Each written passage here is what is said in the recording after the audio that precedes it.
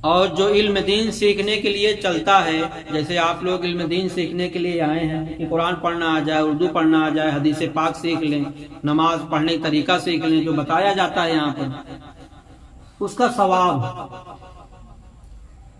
مستدرک کی حدیث شریف ہے، حدیث نمبر 299، حضرت ابو ہریرہ رضی اللہ تعالیٰ عنہ بیان فرماتے ہیں کہ رسول اللہ صلی اللہ تعالی علیہ وسلم نے فرمایا، جو شخص علم دین حاصل کرنے کے لیے سفر کرے گا تو اللہ تعالیٰ اس کے لیے جنت کا راستہ آسان کر دے گا۔ سبحان اللہ۔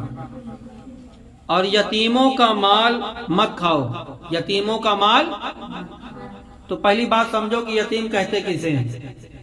یتیم کہتے ہیں اس شخص کو جو لڑکا نابالغ رہتا ہے، 15 سال سے کم رہتا ہے، اس کا باپ ختم ہو جائے، اسے کیا کہتے ہیں؟ اسے یتیم کہتے ہیں۔ اس بچے کو کیا کہتے ہیں؟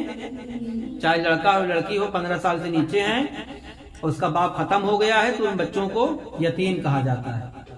تو حضور فرماتے ہیں ان کے ساتھ اچھائی سے پیش آنا چاہیے، ان سے پیار محبت کرنا چاہیے، پریشانی ان لوگ کو نہیں کرنا چاہیے یتیم بچوں کو۔